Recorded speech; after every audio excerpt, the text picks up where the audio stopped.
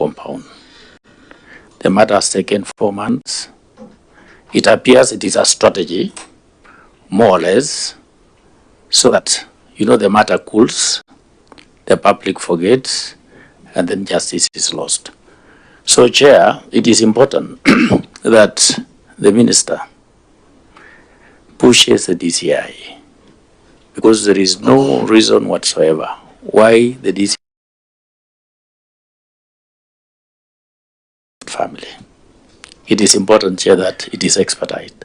Otherwise, let it not be a strategy, because this is a very poor person, so that the family loses. Thank you. Because I don't think there is no much really extremely very worrying. 4 months down the line, in fact, from your own report, it's a clear admission by the KWS that, of course, they did shoot. The only question was, which gun? Discharge? The bullet. And when as you are aware, it is under your docket.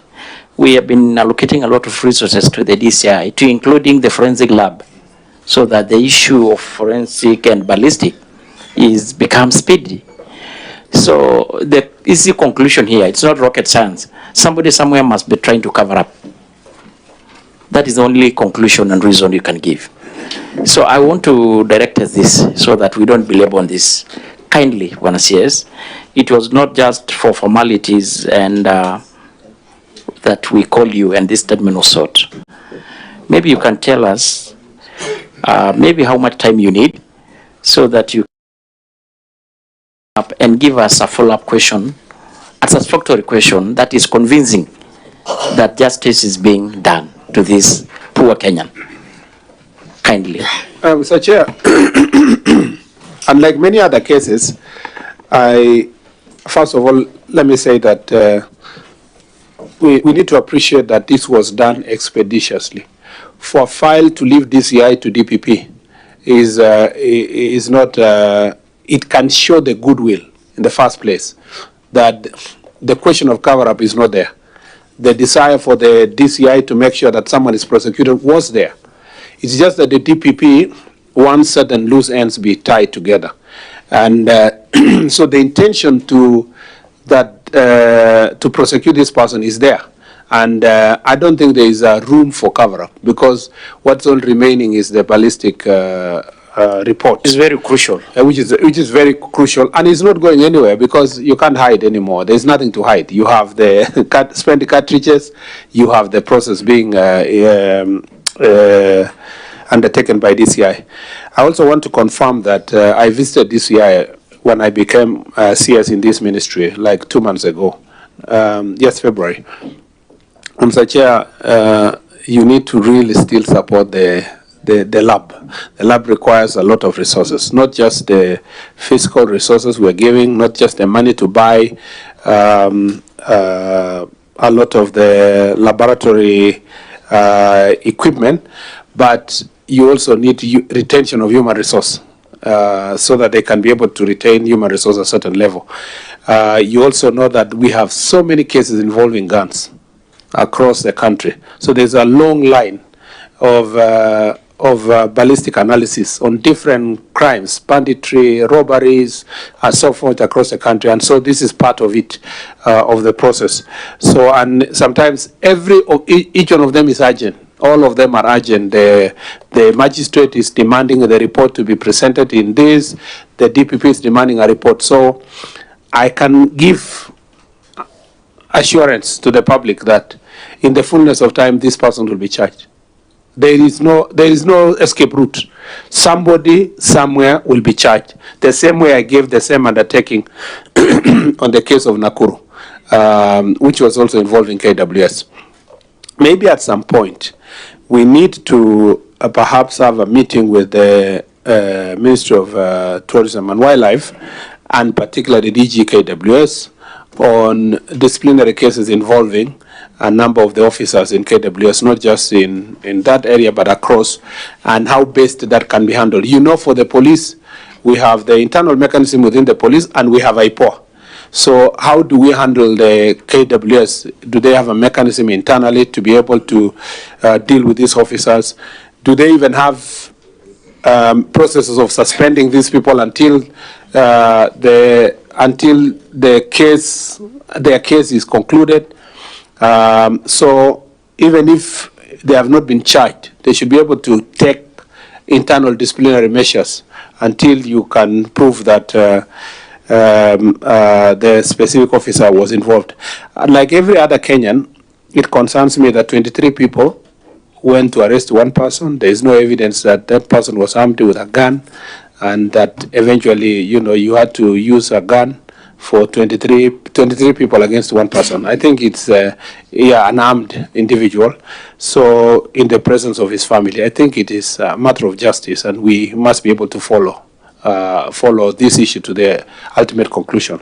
So, Mr. Chair, maybe in our next session, you can prompt me, even if it is on different issues.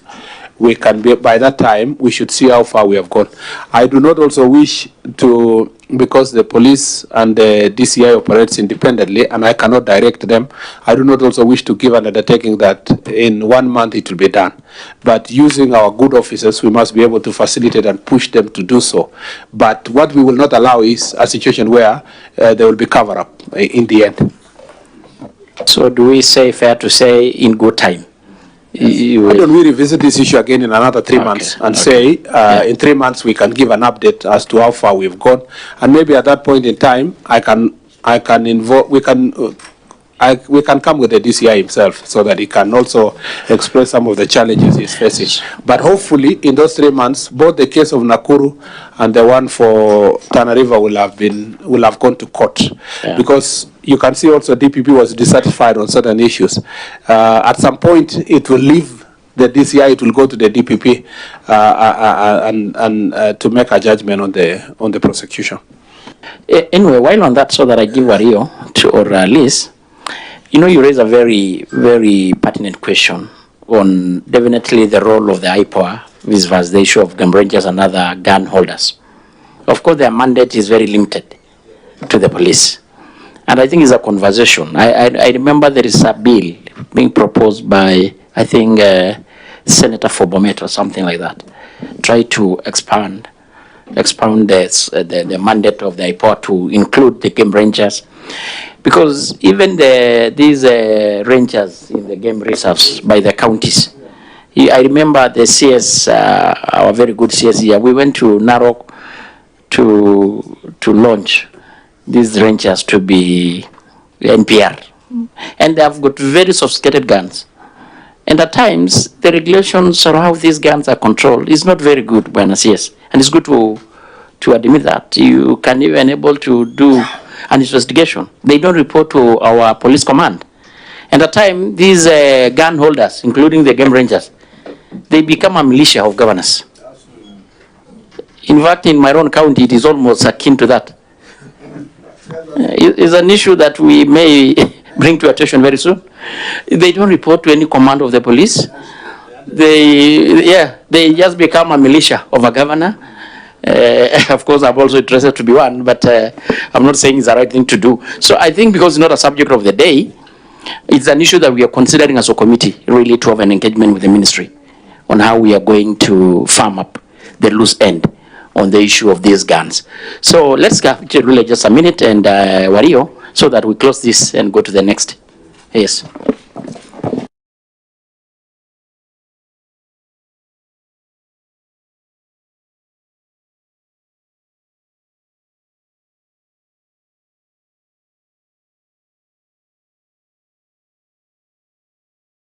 And I really want to thank him, because the other day he was in Nakuru, he was able to speak to the parents.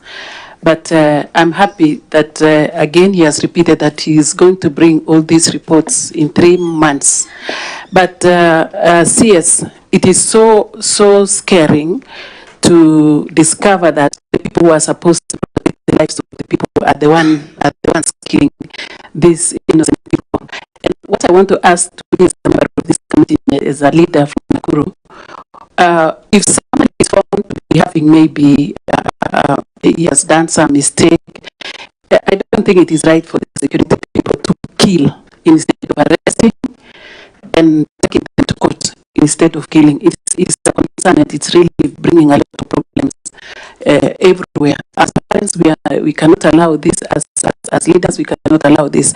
But I want to thank you because you've committed yourself that in 3 months you will bring a report that will speak on Honorable Warriors and the Nakuru matter that concerns the AWS and Kenya Forest Service, where 2 people lost their lives. And parents are still waiting for the reports. Thank you. You want to talk about it? Yes, on the killing. Then we give thank you, Chair. For the purposes of record, my name is Professor Akuja, Member of Parliament for the constituency. Chair, I think KWS has been spot on killing innocent people.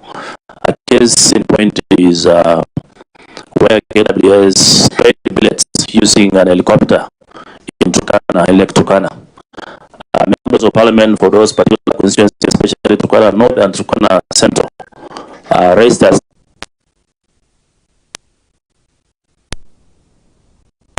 even in this committee, and efforts to reach even the DG for KWS has been futile.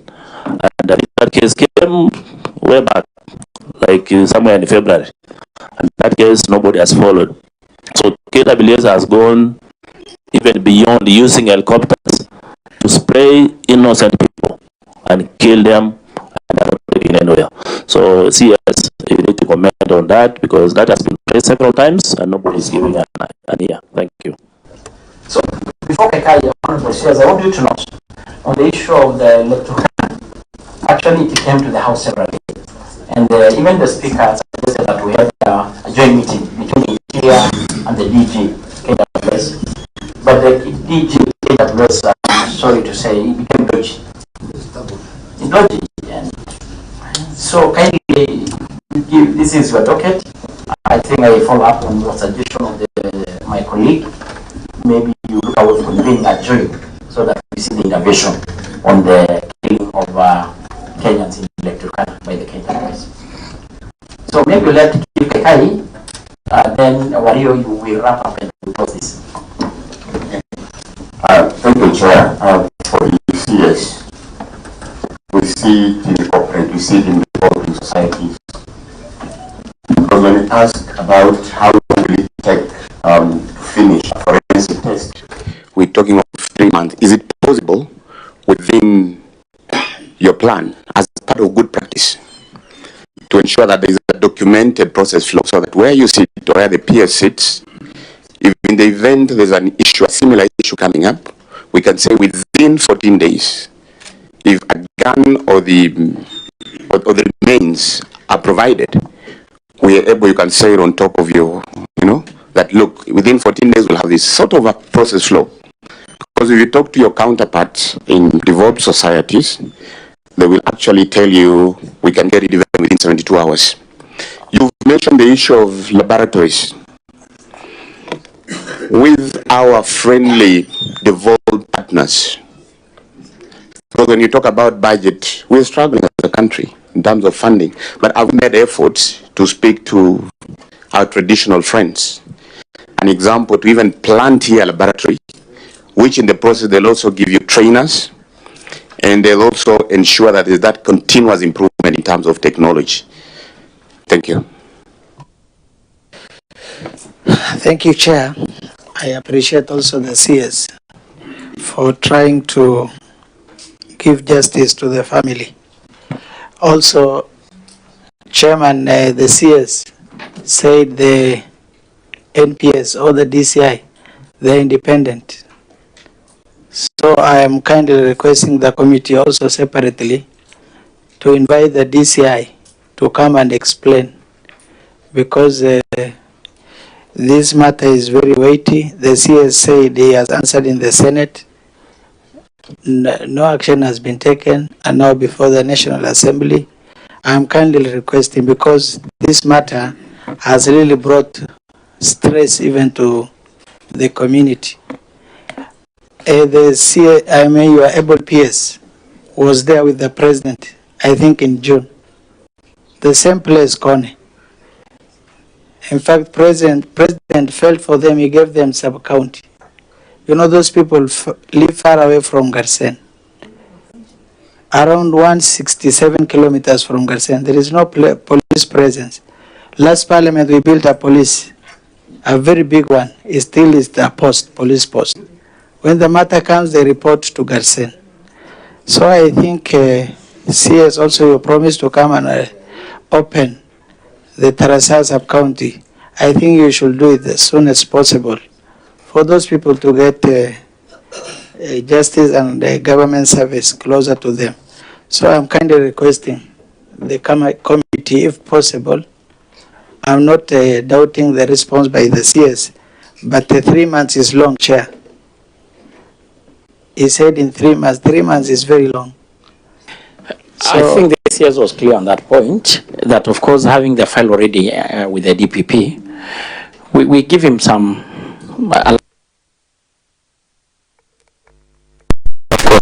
I'm requesting, okay, I'm suggesting for the time, we are concerned as you are. We know some Kenyans lost life unnecessarily. So because the CS is in charge and of course responsible with the policy and directive, normally we have a very close interaction and engagement. Maybe once we come back from the recess, we are able to give an update. If necessary, we may call again the CS with the DCI to come. Most obliged, Chair. Just quickly, Chair, so that we finish on this issue.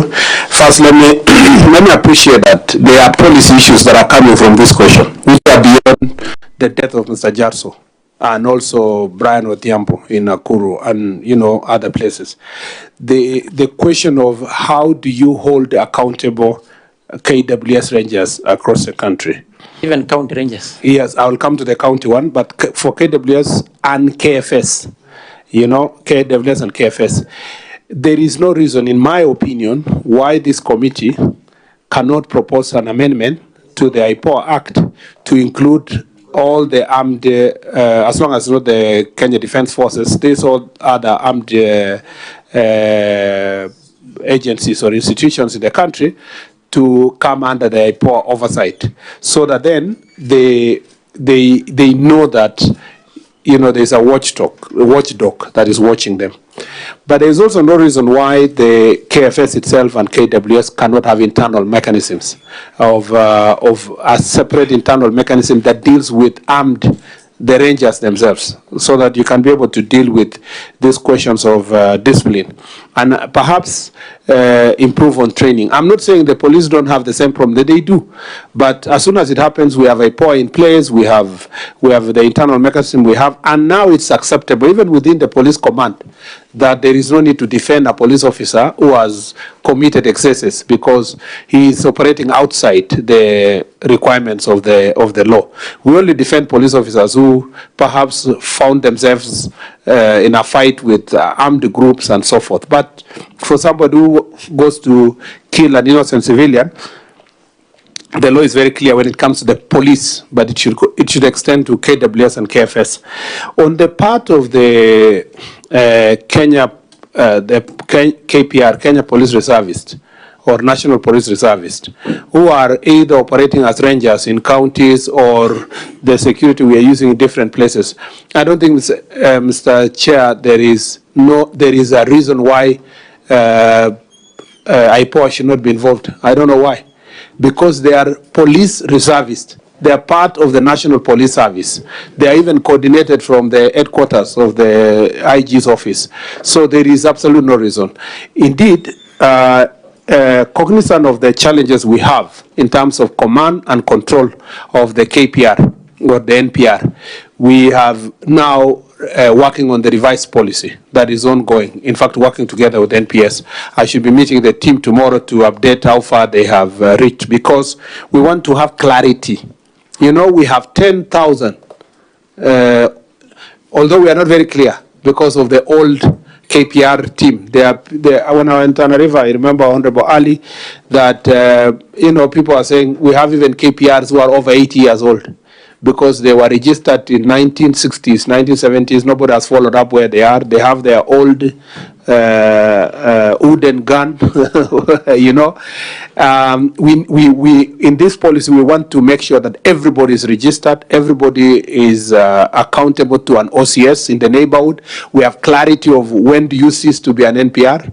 You know, if you are aging or you become, in fact, in some places, the old KPR, they consider the gun as a family property. So it's always handed over from there to this son, to this uncle, you know, so because there was no clarity of policy on how to manage it. Now that we have up to 400 in one county, 500 in one county, it's important that they are all organized so that they don't become, they don't support criminal activities in where they are. They are accountable to the OCS, but also accountable to IPOA and accountable to the National Police Service, because 10,000 is a critical number. NPR plays a very critical role. Most of these MPs that come from marginalized areas, they think the only request is NPR. When they come, they say, please, we want the NPR. They don't even ask for further deployment of police officers. They ask for locally the NPR. So as we increase the numbers, we want to make sure that the policy. I promise that in the next 2 months, we should be done with this process so that we bring it to this committee. Then we can have a workshop to discuss it.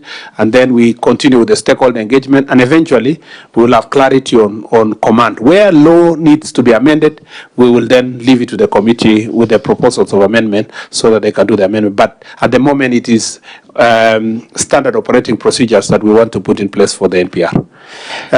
The last thing is... So maybe says, because I know Masara wanted to say something, for your information, actually, not surprisingly, the issue of the very ordinary NPR, which we are using in our north rift, the north part of the country, I don't want to emphasize the importance. Yeah. Actually, the problem we have, and I'm talking out of experience, is of course even the game rangers. Yes. Because now their recruitment is done by the county governments. Of course, their remuneration done by the same. And majority of the time, they recruit their supporters. So here are supporters who are armed with sophisticated guns. Of course, we then have the road governors. They convert these people to be part of their militia or organizing group. I'm sorry to use that word, because of course, exceptionally, they are good ones. But now, because I don't want to bring that, it's a big topic, and I think it is a conversation that we will plan. We have been having issues as committee, so that if need be to affirm some loose end in our acts, we need to, because like in Narok, I've given you an example, you are also a constituent there. They don't respond to any command of our police. It is the employees of the governors, they are the support group of our governor, and these are armed people. But now, maybe we don't open that. But no, the point I was just saying is that rangers are KPR or NPR. I wish that understanding was fast achieved. So what we are doing in the policy proposal is to see how then these rangers can be answerable to the OCS in the next door, and where do they interact with the county police, county security committee or sub-county security committee. That nexus is what is missing, both for rangers, and you know rangers are in Narok, Marsabit, they are in Laikipia, they are in Isiolo, they are in Samburu, they are in Tana River. So a number of these places across the country, and I don't know if Turkana have the rangers also for county government, but it is important that, and you know, the interesting bit of the rangers actually is that they can do a very good job. In Laikipia, for example, they have been very supportive in terms of fighting banditry, and in some, I went to one of the ranches, or conservancy, sorry, and I was shown the way they are kitting their rangers, the way they are giving proper guns, of course, with the permission of government, and the technology they use, including drones, has helped in banditry in that area. In fact, I feel like I wish there was a way we would be organizing all the NPR across the country. But of course, you know, they are paid better, you know, they are kitted better. And so we can get value from these rangers. I don't think we properly organized and with proper view of the police service, they can be of great help. And the ones in Laikipia have been of great help in recovery of livestock, including recently where the Conservancies also offered, including their aerial power to support recovery of a lot of livestock in the neighborhood. So there's a benefit that come with it. I don't really think that there's anything wrong with the county government establishing and putting these people. And ordinarily, if you are employed at the time of, if the governor is Honorable Tongoyo, and you have been employed at that time, generally as human beings, some loyalty is here and there. But as long as they're trained and they appreciate that that loyalty cannot go beyond certain boundary because you are an armed officer of a national government, then they will know that they will be held into account. And if we bring IPOA to the mix, it doesn't matter who supported me to be in office, I will try to act independently. And it's also, of course, source of also livelihood and employment locally. So there is a lot of benefits that come with it, including in the conservancies. We'll close this. Masara, you want to say something? Is it a comment or a question? It's just a comment. PS and CS, the path you are following is very good, but I took a different path. Why do you think 23 men with a gun shooting one person without a gun? It is a mental issue and psycho support issue. That's why I have a bill. And this bill was generated as a result of a research which was done. Now that you see now, in my first term as a parliamentarian, I concentrated on the police officers because these issues were more of in the police officers. But you see now we are bringing KWS, many cases where they are killing other people. So this bill, Chair, I support you. I thank you for supporting it in the third reading. Why don't you go through it so that maybe we can include KWS and other bodies, because the research indicated very clearly that our men and women in uniform are facing a lot of psychosocial support issues, and the bill is going to bridge the gap. So before it concluded in the third reading, maybe we can see, because in the third reading we are able to include other clauses. So maybe the ministry can go through it so that we fast track it. It will help our men and women in uniform who are carrying guns, because there must be a problem why there are rampant cases of them shooting civilian. Thank you, Chair. Chair, sorry, I forgot to respond to Honorable Kakai's question on the lab. The lab requires, I agree with him that in some cases we need to work together with our development partners who are willing to support the equipping of the lab. But you know, this is a security sector. The first priority should, or the first point of call should be the government of Kenya, where it should be ourselves putting resources to this. But I agree with him that where we have traditional partners that we can work together, we can work with them to ensure that we equip the lab. And again, when I engage the DCI, it's not just about, we may have time to discuss the question of forensics and evidence and the need for us to finance that sector. You know, because of the competing issues of budgetary concerns, there are even places like, for example, government chemist, extremely important, yeah, but where are the funds? They are generally underfunded, yet they are extremely important in collection of evidence and in prosecution. Part of the reason why there is the delay in the Shakahola closing of the cases is because of the government chemist's capacity. So we need to work towards this. But we have made strides in government. We should not look like we are crying throughout.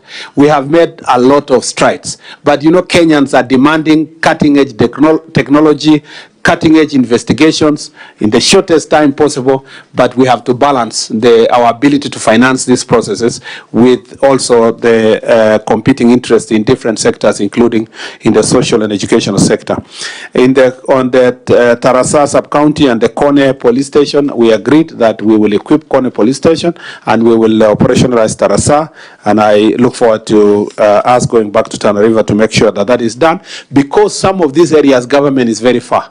And as been explained, you need to go to these marginalized counties to realize the real reason why sub-counties are being created is to cover the vastness of these areas. There may be no much population, but every life matters, and we must be able to do so. And Mr. Chair, I wanted to clarify that when we talk about rangers, it's not just rangers for the county government.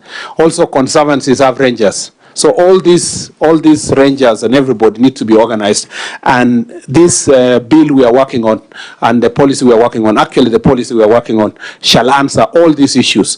One of the reasons why I'm fairly passionate about reorganizing KPR is because I come from an affected area. And so as a senator, I've seen it through, where you give people guns, you have not trained them, they are not accountable to anybody, so you are not sure which day they will join the crooks and which time they are going to defend the government and the people. So it is important for us to make sure that we organize this issue. Thank you very much, and I think we have exhaustively for now engaged on that issue.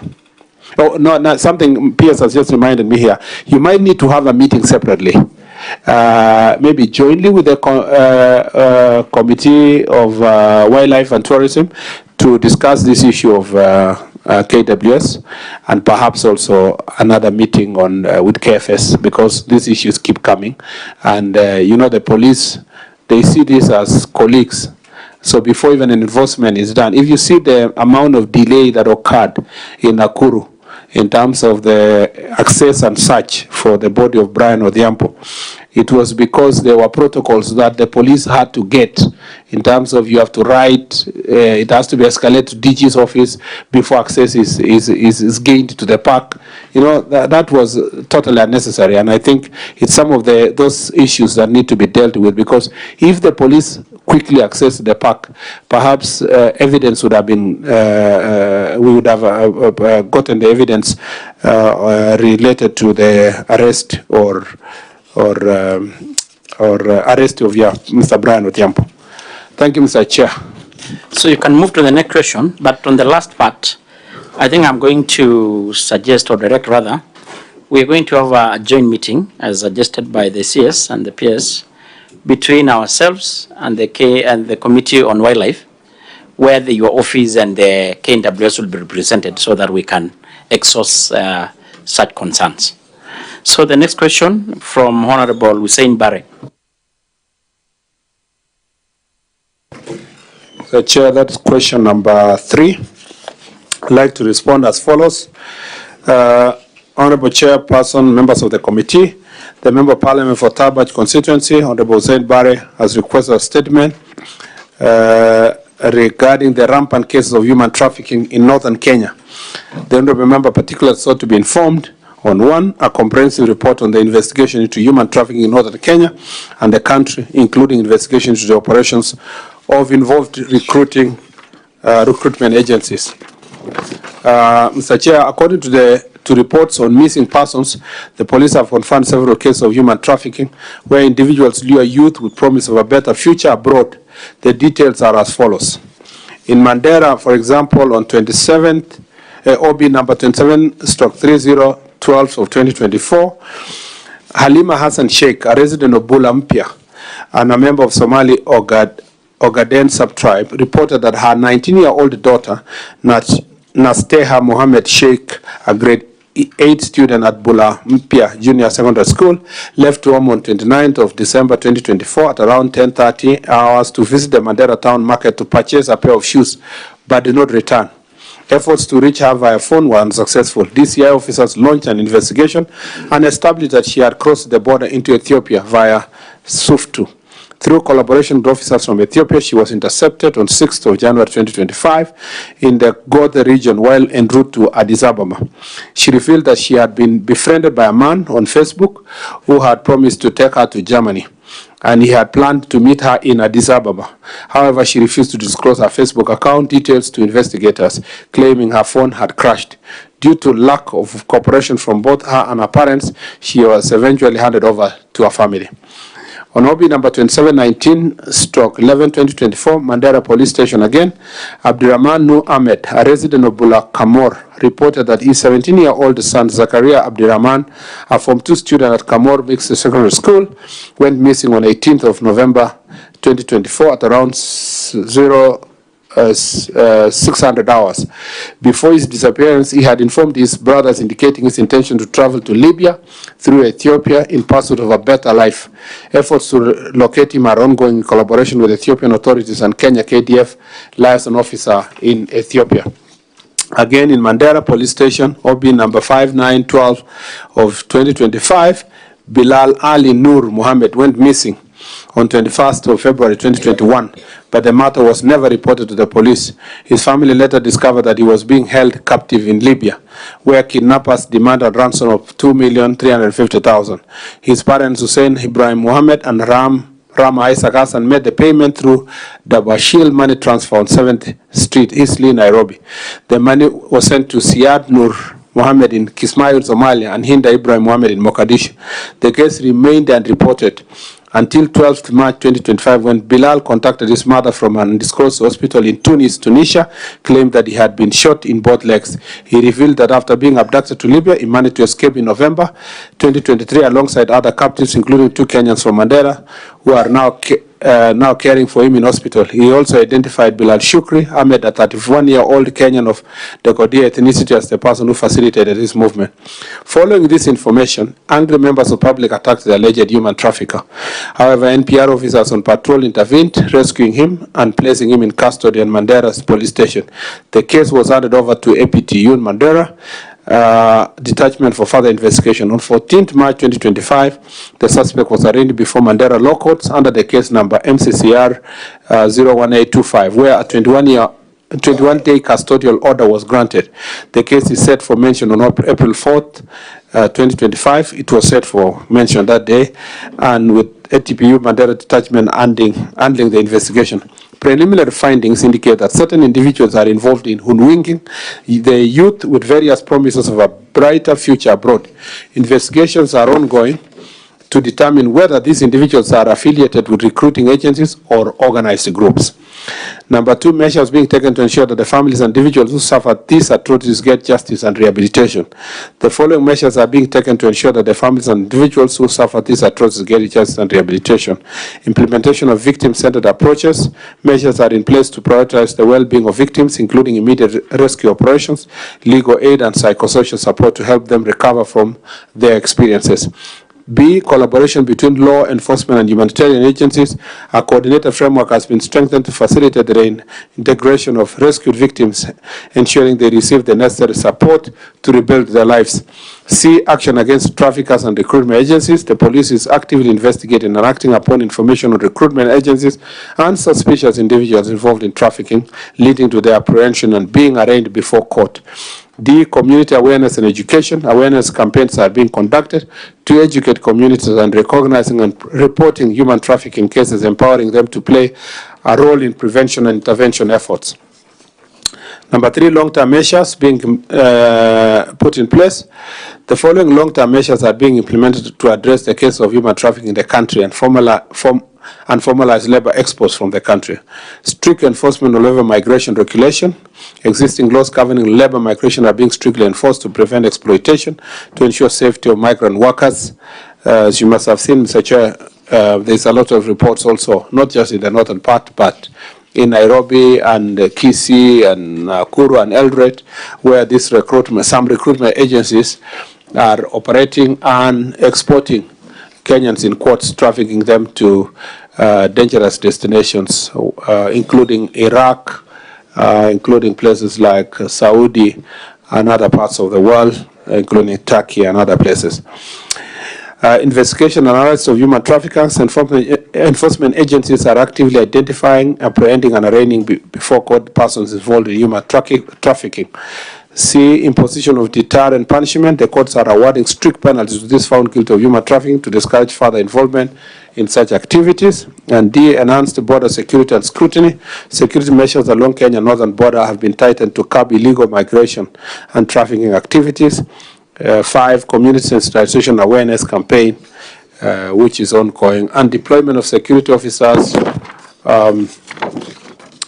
for surveillance and intelligence, and finally strengthening collaboration with stakeholders, which includes NGOs, international organizations, governments, like the case of Ethiopia, and this cooperation is disrupting trafficking routes, which mainly are leading to Arab countries. I thank you, Mr. Chair. Thank you, Chair. Thank you, Waziri, for the attempt. Waziri, I must say this issue is quite serious in northern Kenya and also in the country. And there is a need, the youth are really taking advantage of because of the widespread unemployment that is across the country. So there is a need actually to sensitize the communities and probably use the provincial administration, the chiefs on the ground. Some effort has to be put so that they take a lead role in sensitizing the public. And also, attempt must be made because from my investigation, casual investigation, there are people who are recruiters in different towns who are recruiting these youth, giving them hopes of better lives in other areas. And if time is taken by the security agency, these people can be found. So some people must serve as an example to the others so that it rings a bell in everybody who is participating in these activities. Let's also do serious sensitization on our youth, on the dangers that they face. I know this is coming on and off, and I'm sure, I was told there are 25 young girls from Wajir who are stranded across Libya and those North African countries as they head to Europe. So this is just a small report, but I must say this is seriously widespread. People's organs are being sold in the markets across board. So this is seriously something that's affecting Kenyans and the young people. So deliberate effort from your office through your provincial administration structures, this station has to be done. And we must have some people who will serve as an example. Thank you so much. Yeah, thank you, Chair. And Waziri, if you have realized when you are going through your statement, most of the OPs were from Mandera. This is an issue that is giving us headache as politicians from those areas. Because a mother who has never handled 10,000 shillings, never. Her kid just goes, you know, they are brokers. Around Isli, around Nairobi, they're here. They're here. They're not any other place. They're here. They don't charge any shilling when they're taking them. When they take them there to Libya or any other places, now they are told, go and talk to your parents, let them send 3 million shillings. The mother has never handled even 10,000 shillings. Then they come to the politicians now. I have personally contributed to, you know, mothers are crying. Their kid, they send a video. You know, some of them shot live. They are shot at the, you know, at the leg. Others are beaten with heavy, you know. You cannot imagine what they are doing. The videos are here in my phone. It will shock you. Now they have to go around the communities. You know, they go around all the leadership. They contribute the money. Some succeed now. Once you send that 3 million shillings, they succeed and go back. Go to maybe Germany or UK or any other place, then the youth now can see the person who has been beaten and the video there is now sending money to the families. Then others are all going. Just last week, 2 ladies were slaughtered in Libya, 2 of them from my constituency. In fact, one had 1 kid. She left the kid with her sister, then said she's going to the market. Kumbe, she's just going. When she went to Libya, I think they hold her for 2 weeks. When they missed the money, they slaughtered her. They sent while they were the dead body. You cannot imagine what is happening.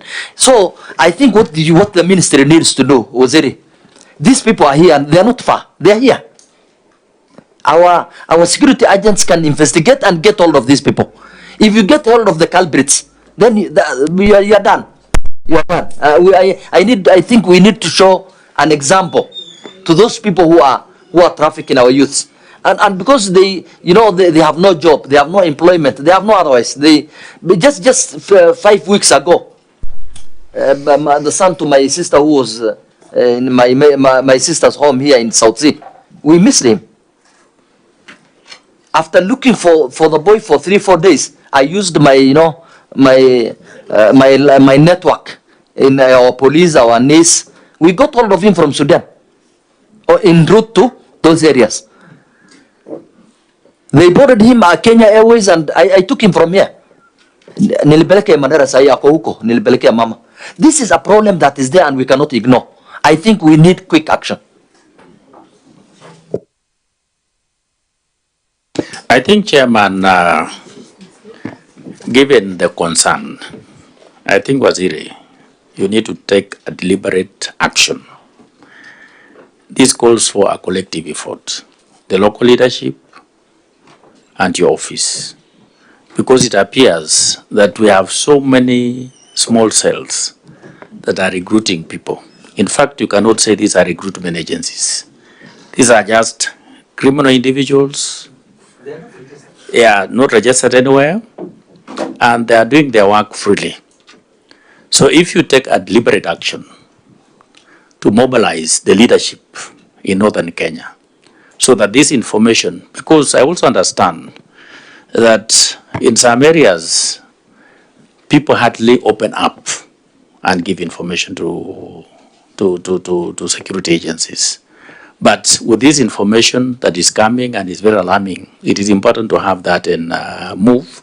And secondly, it is also important that our intelligence service, you know, if the cells are around Isli that are recruiting, this is an urban area. It is very easy to track and disable these individuals instead of just letting them run amok and mess up with the security situation of our country. Thank you. Chair, when you listen to these stories from the honorable members, it is a very weighty issue. And when I see us, I think we need to look at some deliberate measures on how to curb this problem. My concern is about the news we normally get in the newspapers and all this, that some people have traveled from Moyale and they are arrested in Isiolo. So how do they come to Isiolo? They are roadblocks all over. So we need to know, because there's a lot of money involved. It's a lot of money. It's actually business. So when I see us, I think we need to address this issue from the source of problem, particularly the agents who are here. And then also, we need to look at our police, our security officers, particularly those who have stayed in a place for a very long time. So they get used to these things. I mean, it's business for them also. So we need to be changing officers who are in these areas so that they can be able to, those who are there are not used to these things, so that we are able to curb this problem. So that is one of the problems that we need to get. I know unemployment is a serious thing. Of course, it is worldwide, but we need to really be serious as security people, address these cartels. Actually, they are cartels, which we need to address, and address it seriously. NIS must play a bigger role, because they know these people. So that we will be able to arrest them, get them arrested, lock them in, take them to court. So, Chair, I think that's an issue which we need to address. Thank you. Chair, thank you. I just want to sympathize with the police. I sympathize with the police because, like Mheshimiwa Waitan says, a girl leaves her child with a sister and says she's going to the market, yet she knows she's already made plans to go to Libya, etc. But now it doesn't become the girl's problem. It becomes the police's problem. So indeed, the police really have a heavy responsibility. But I think on our part as leaders, we must also go on a sensitization program. If we know that is happening, we also must take responsibility and sensitize the people in the community that this is happening, and don't allow yourself to be fooled. if then they allow themselves to be fooled, the police will help in looking for them. But it's to curb that program, the problem, it will not just be a police problem solely. You know, we must sensitize, and it's upon us to actually do that sensitization. Because otherwise, the police cannot be everywhere all the time when this young girl is talking to this man on a Facebook, whatever, you know. So we also have to play our part. The police, we know we don't have enough, and we know they don't have enough to go around the population. But as leaders, for me, listening to these stories, I'm like, hey, even the police, I sympathize with them without saying that they shouldn't do their job. But we as leaders, we can also take an active role and go on a sensitization program in our communities. That might also help some of these girls, because many of them are naive and they're just looking at the hope or the promise that of a better life. But if you sensitize them, probably they'll think twice before they fall into those traps. So, yes, I don't know whether you, majority were just comment. Maybe the vice I appreciate. Thank you very much, Waziri.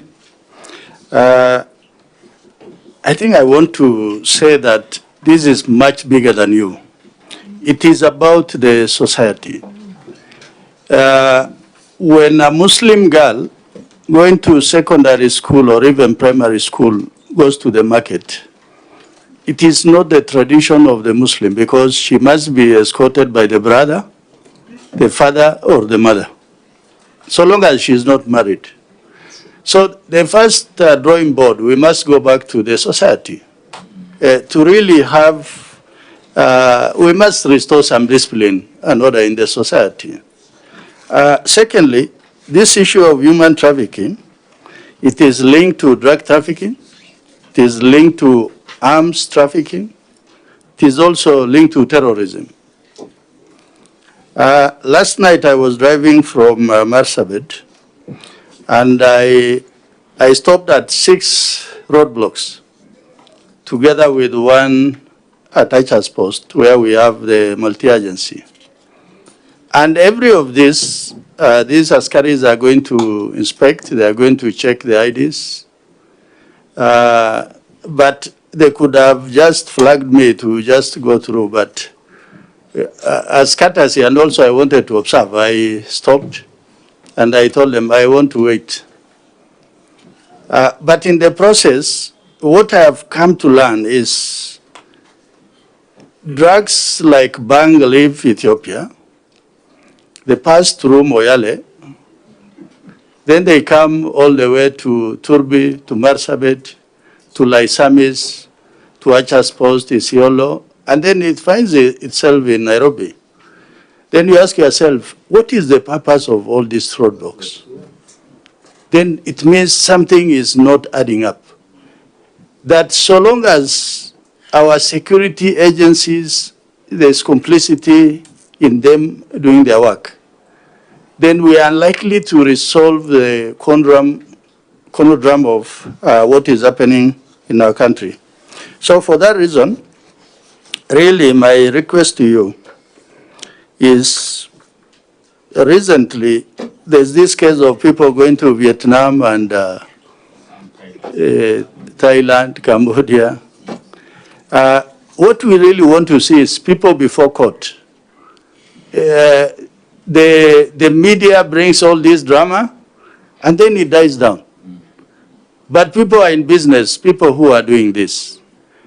So unless people are before court, and I'm told most of these traffickers are people who hold big money. So they will go to the police station and they excuse themselves to come back another day, not to even to record a statement. So we need to close the loop in terms of who are these people who are involved, so that everybody must have their day before justice. A lady from Mandera is going to give 3 million. Where do you think that money is going to come from? It comes from politicians. Will these politicians have this money? Most likely not. They borrow from all of you. That, oh, please, you send me something, eventually it puts the country in a lot of financial difficulties, because that could just be one case that is before us. Which are these many cases that we don't know about? The other thing is this community policing. Unless we have a very effective community policing, so that an incident happens, the child disappears for 2 hours, the community around there must know, the police must know, so that there is alert. But once it becomes normal, disappearance becomes normal, then I think you are unlikely from where you sit to enforce the law or to direct the police in one way or another. Thank you, Chairman. Mr. Chair, I totally agree with the comments and I appreciate the comments from the members. This thing of human trafficking, as you know, is a serious global problem. Okay? And we have laws here, we have institutions globally. It manifests itself in in very different forms, some of which are very subtle. For example, if you're talking about the people who are going to Myanmar, Vietnam, and all those other countries, ordinarily they will just go through the normal recruitment agencies, and then the process is processed, and they're saying people are going there, they are going to do official jobs, and then when they reach there, they are used for sexual exploitation and other things. So it's also important that we look at these things holistically in mapping out, for example, the labor agencies. We need to have few registered non-labor migration agencies. We also need to make sure that the society is aware of this, what is trafficking, and before someone allows their child to go out of the country, they should be able to know where they're going, which job, where is the application letter, and so forth. But again, they also take advantage of illiteracy. That's why they go for the marginalized areas where literacy levels are very low. I don't know. This is just off my head. I don't want to be a roadside declaration kind of a person. But I think at some point, like we have established other special units, perhaps a special police unit for human trafficking will have to be established at some point. It might be actually necessary, so that even if it is not a fully-fledged, that it is all over, but a smaller unit that thinks through, coordinates the assesses the patterns, receives the intelligence report, and works with the officers on the ground. It might be necessary to have a special unit to deal with human trafficking. We already have a unit that deals with the anti-narcotics unit. Again, we have already had a lengthy discussion with NACADA. We think that NACADA's proposal is that this anti-narcotic unit needs to be strengthened. The IG is working on how best it can be made stronger. In his own words, in the words of the IG, he would like to see it to be at the same level with anti-terror unit, because also narcotics and drugs are becoming a problem with us. So in the coming days, we will be seeing a more bolstered, strengthened anti-narcotic unit. And I think that emanating from this discussion, a thinking around human trafficking unit might be necessary to confront the new challenges that we are facing as a country. As you can see, the cases I read here go back to 2020, 2019. It's been an old case. And then, as Vice Chair said, it's linked also to terrorism, among others. As you all know, that in Marsabit the other day, there was a major operation in Marsabit and Isiolo to dismantle cartel, drug cartel there, led by the OLF. And in the process, we realized that there are also elements of Al-Shabaab that are part of it, because they were involving themselves in acts of mining, at the same time human trafficking and drugs, and we are discussing about Kenyans getting lost, but we also know that these characters were using Kenya as a route for trafficking persons from Ethiopia, through those routes that have been mentioned, and sometimes also through Garissa to Tana River, then crossing Savo East towards Taita Taveta and to Tanzania in some cases, or through Kwale to Tanzania, or through the sea because there are many, many sea points that are unmanned. So these are challenges that we must confront, and perhaps, as you have said, it is something we need to think through how best we can make it bigger and intergovernmental in nature, so that then if there's that unit for anti-trafficking, they will then have the human trafficking unit can also work together with the labor agencies to monitor the trends. I can also not emphasize the fact that most members here have said community awareness and civic awareness is extremely important. It's important for us as leaders to voice these issues continuously and to ask religious leaders in every area as we come to use the Friday prayers, Sunday, Saturday prayers to bring awareness. You'll be surprised, Mr. Chair, that this is not just confined to the north. Some of these recruitment agencies traffic people. And cases there are even a number of cases from Kisii and other parts of the country, Nairobi, of course, in the people we have in Myanmar, Vietnam, and Saudi Arabia and other parts of the world. So it is something that we must continue labor migration without giving it a bad name through human trafficking. And that is, we must separate the chaff from the wheat. I think we take most of these as suggestions from the members on how to make things better. Yes, I agree with Honorable PC Sigay that Ambassador Sigay that this thing of officers overstaying in a place should come to an end. And again, based on my recent visit to Coast, there was a strong recommendation from all the police officers, OCSs who are there, that it was also dehumanizing to have somebody operate somewhere in Tarasa, as we were told by, or in a place of operation for more than 3 years, 5 years, 10 years. You know, we were being given, Mr. Chair, even cases where a police officer, because he's been posted to Tana River, he thought that he's going to serve there for 5 years, then move to another place like that, or posted to Mandera border. It's an operation area he thought he was going to do for some time, then come to another place and there will be changes. They even decide to marry for the time being in that area, in the hope that in future he will now go and marry properly the way he wanted.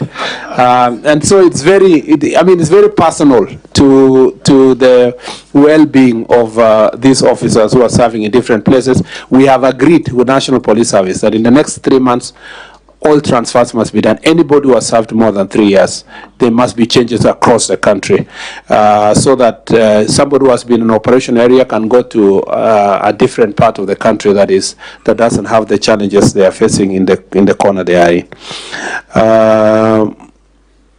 And then leaders and so forth. I think roadblocks, Vietnam, yeah, all these are the issues. We take them as suggestions to improve our response on these issues. I think I have a last question, Mr. Chair, which is from Honorable Kakai Bissau, which is question number 9. There are other 3 questions. I don't see the honorable members here. You will guide me after that, but let me first go through the one for Honorable Kakai Bissau, which is a statement regarding the disappearance and tragic death of Miss Lydia Tokeshi Buhala.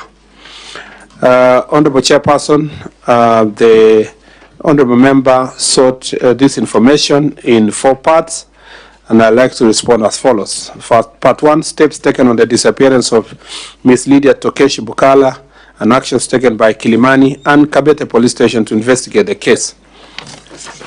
Mr. Chair, the disappearance of Miss Lydia Tokeshi Buhala was initially reported at RUTO Police Station and subsequently referred to DCI Kabete, who took over the investigations. As such was initiated on 8th of January 2025. The deceased's motor vehicle registration number KCU 931V was found abandoned in the RUTO area. The scene was processed and documented, and the crime scene investigation team conducted a forensic examination. The vehicle was towed to DCI Dakoreti as an exhibit. Number 2, progress of investigation. Mr. Chair, The scene was processed and documented by the crime scene and investigation team from DCI Dagoretti. Relevant samples were collected for analysis and subsequently submitted to the government chemist in the lab reference number provided for, which is A142/225. On 11th of January 2025, a mutilated body of an unidentified female adult was discovered from Gataka Forest. As a result, the DCI Homicide Directorate took over the investigation from DCI Kabete on 13 January 2025. The DNA analysis was conducted, established at 99% maternity match between the discovered body and the deceased mother, confirming the victim's identity. The toxicology report is currently pending. Report on the whereabouts of Mr. Joseph Philip Orwa as a person of interest and a key suspect, and the findings of the police on his connection with the disappearance of Ms. Bokhala. The suspect, Joseph Philip Orwa, was the last person seen with the deceased on 5th of January 2025 at about 1400 hours at his residence in Ongatarongai, which is the approximate time the deceased phone went off. Further investigation revealed that the suspect was using 2 mobile numbers, both of which were switched off shortly after the murder.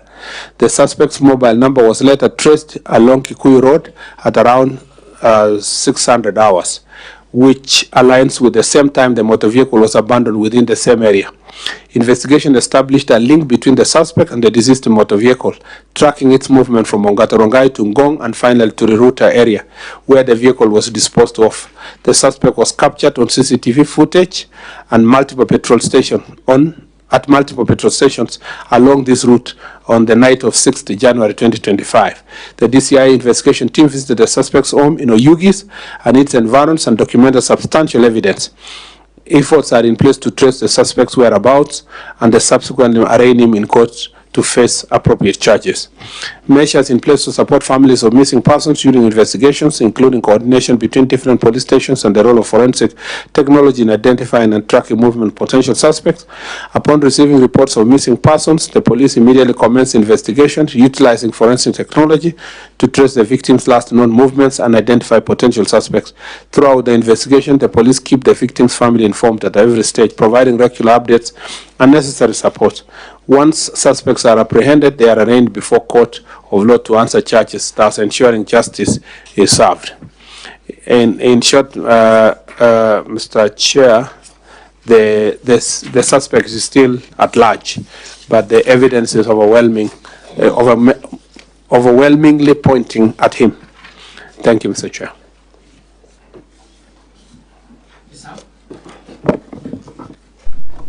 Thank you, Chair, and thank you, CS, for that comprehensive feedback. The bottom line is the people of Masaba in Kiminini constituency would like to know who killed Lydia. And you've talked about the phone being switched off. Now, even if the phone is switched off, are you confirming that it's never been switched on and using another mobile number? And 2, you've mentioned about the families being informed. I have been constantly been in touch with Mr. Bukhala, the father, and the mother as well. But so far, there's been no communication from your side, unless maybe it's on its way. But I think it would be very good to actually emphasize on that so that the persons who are affected also feel that actually they are being sorted. But the bottom line, we want to bring the killers of Lydia to book.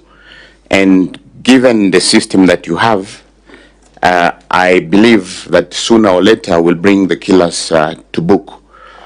So I'll appreciate also if you continuously kept us updated as the people's representative from Kiminini and also to the family. So I think we can keep the issue alive and keep us posted. Up to that, Chair, maybe if you could allow me also to raise some rider to the CS. To both the CS and the PS, I know your job is very demanding, hands-on, reactionary in terms of emergency. I don't know where you're headed to. When the next call rings, you might be going to an emergency response area.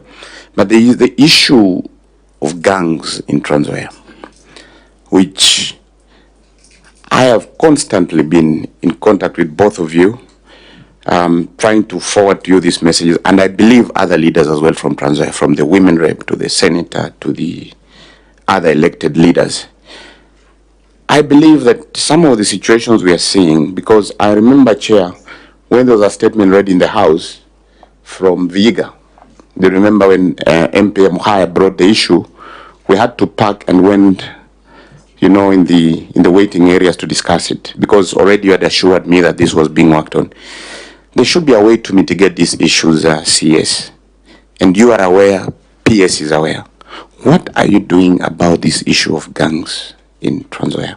I'm forced to bring it here because my several efforts to reach, I know you're busy, yes, but this will get out of hand. We must take some actions to mitigate it. You might give me the answer now, or later on we can organize with the rest of the colleagues from the county to come and sit down, but we need a quick action on this. And lastly, infrastructure. Chief's office. I know, or sub-county headquarters. An example, in Kimini, we don't have a sub-county headquarters. But if you went to other sub-counties, you see a lot of investment from your budget line. Now, even as you reorganize, could you relook into affirmative action? And on the chief's office, and we thank you for really expediting the issue of the village elders. But these village elders, most of the time, when we put up the chief's offices, we need to have like a standard plan where they can also have like a waiting area so that they can also have a decent life. Because I know today, without those village elders flowing through the information upwards to the assistant chiefs, DCC, up to the RC, up to your level, it will not be possible if it's not for these men and women. So yes, we appreciate you've come up with the issue of giving them the remuneration, but think also about their well-being in terms of the physical infrastructure. And as I said also on the distribution, also think of the other marginalized sub-counties in the past, whereby you'll always see that some sub-counties actually, they've been left out. So even as you do the redistribution, for those who put requests across, kindly look into it. Thank you. Maybe we, I think this is straightforward. because we should be finishing in 10 or 15 minutes. Maybe Raila, you're normally very brief. Yes. First of all, Chair, I want to thank you for this opportunity. I want to thank the CS, particularly for the tours you went the other day. This is what we want, visibility. One of the things which we face in this country is the issue of police doing a good job, but not giving updates to the nation. On a CS, we need to get the police up their game. We need them to be telling the nation about these sensitive issues which are coming up every now and then, so that the nation can be able to appreciate what they are doing. I'm very happy the PS also came up with the issue of village elders. And let me tell you, CS, I was there over the weekend. The village elders are very excited. It's because of what is coming out from the offices. I mean, the CS was there addressing issues. You were there in the coast. We need to see this thing. I want to ask the police to be updating, particularly on cases which are under investigation. You cannot say we are investigating forever. You must give us deadlines and say, in the next 1 month, we are going to give you an answer on this case. But when you have an open-ended investigation, nothing is coming up, we need the police to tell us what they are doing. They are doing a good job, but you see, they keep quiet. And the Office of Police spokesman, Mr. CS, must be endowed. The police spokesman must be able to be a person who can articulate, like the fellow who was there. Was it Obonyo or who? The spokesman who was the last. We need the police to come out and tell the country, because otherwise they'll be vilified. The people will say police are doing nothing, and yet they are doing a good job. So we need to see visibility. I like the way you are moving around the country and telling everybody what you are doing, and we are very happy. Thank you. Back to you, Buenos Aires. I think, Mr. Chair, just quickly, is that first of all, on the follow-up to the Mr. Bukala's issue, Ms. Bukala's issue, I think I will relay the information back to the DCI to update the family if the update has not been ongoing. But usually there is an investigation officer who always, in more investigation cases, who always updates families. And I think I will, if that has not been the case to Mr. Bukala's family, I will make sure that I take it back. As to the whereabouts of this suspect, I believe that you can see all the evidence is pointing at one person. So the question is only where that person is. And I think now the investigation moved to who is the suspect to where the suspect is. And I believe that, again, with you know, as you can see, we will need collaboration with also neighboring countries, just in case if he ran away to the neighboring countries.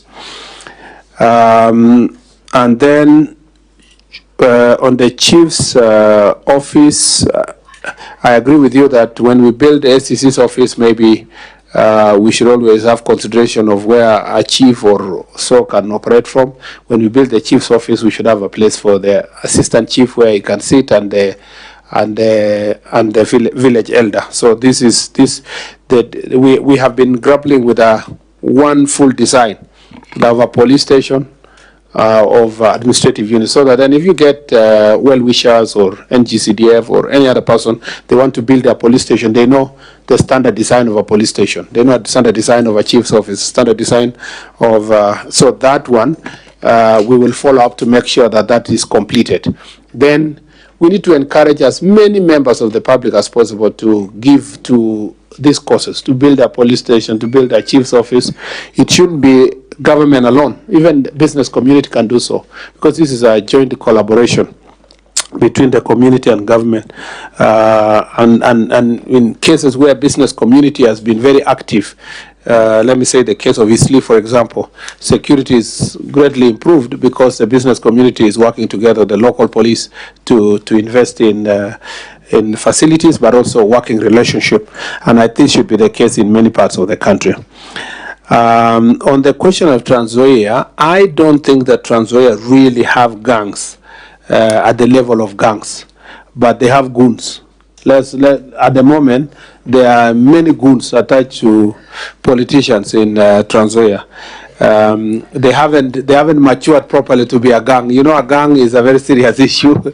A gang is led separately with proper chain of command and so forth. But there are goons that are attached to leaders, and we know a number of those goons are hanging around political actors. A lot has been done so far to deal with those, to dismantle those goons, but still a lot needs to be done, because these are people who are hired per session. So some leader who's going to some village, he doesn't want to go alone. I don't know why you're fearing his own people. You carry goons. They reach a funeral, they start a fight. The funeral is in disarray. The family is run away. And you know, we have had those cases in Matungu, we have those cases in Kitale. I schooled in Kitale, and I'm also a person who lives in its neighborhood. And there was a time you go to Kitale and walk in the streets normally. But now if you go to Kitale and you're walking around, you also have to get some people to escort you, because there are many goons around that can make your life very difficult. We've been working very hard with the county security team in Trans Nzoia, and I'll be visiting there as part of our county also visits. But a lot has been done to deal with this issue, but we will still do more. This is just basically politics, very bad politics, which really we should not have in our country.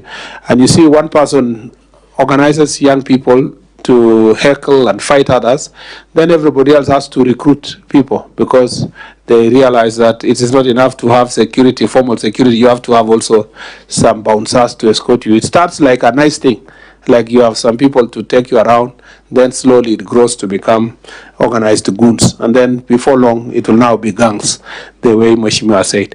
So we are dealing with it. But if it reaches a stage where we have to arrest some politicians and deal with them, we'll do it so that we can make the county peaceful. There are some counties that are so peaceful, Mr. Chair. Yet there are some certain counties that have this kind of goods. You know, a number of these counties, I don't want to use my county as an example, but if you look at my county, anybody goes, leaders go together with their opponents, they go to the same meeting, they talk, they leave. Not a day that somebody organizes anything. You know, you don't have to prepare to go to Elgeyo Marakwet, and I must appreciate all the leaders that come from that county. But there are some counties I don't want to mention that you have to put a budget to go and visit your own constituency or to your own county for some people to escort you, and before long they tax you this, tax you the other one, and the place becomes very chaotic. We need to work very hard to bring the country into some good level of order. And then on the issue of chief's office also, we depend on NGCDF. Let's work together. Support us also in some places. I am a firm defender of NGCDF, even when I was a senator, because I don't see the reason why in my constituency, for example, whether I am elected or not elected, I don't see how we should return money to Nairobi and then come here to beg to build classes and police stations and police. If there is a better model of decentralized resources in GCDF, and if we manage to get even the kind of returns that we get from NGCDF, if we got that from other devolved funds, if we got even a fraction of the devolved, for example, when we were in Senate, we were insisting, because the law says so, we're insisting that 40% of the money for devolution should go to development. But counties now cannot even reach 10% because they have inflated the human, because of experience of politics. So the wage bill has been increased. So if I come, I hire people. If I another one, I hire people. But the way NGCDF is so strict in terms of wage bill, almost 97% of the money go to development, it makes a difference. I am making a case on behalf of my ministry that even as we praise and appreciate NGCDF, let's work together on the security part. I know the schools have been built. We're almost at a level where we can say, yes, fairly built. But administrative units, which are extremely important, the chief's office, police station, we should, if you are talking about affirmative action in Trans Nzoia, because you have not gone to Tana River. You go to Tana River, the headquarters of Tana River, the county commissioner is living in some kind of a shanty there at the corner. That is his office. You know, as a committee, you need to go there. And you ask yourself, you know, if there is no definition of marginalization, that is outright marginalization. So we need to work on it. And because as a ministry, we are struggling with development funds in different places, if we can get cases of NGCDF supporting us, even if it is 50-50, then we can see the budget that is appropriated here. We can share 50-50, say, if it is 25 million to build a good police station, we can contribute 10, like that. Then the country can be better. And some constituencies are doing that, and they're doing very well. Some have not even attempted a single police station, Mr. Chairman. Chair, could we kindly request the minister to make his support for NGCDF official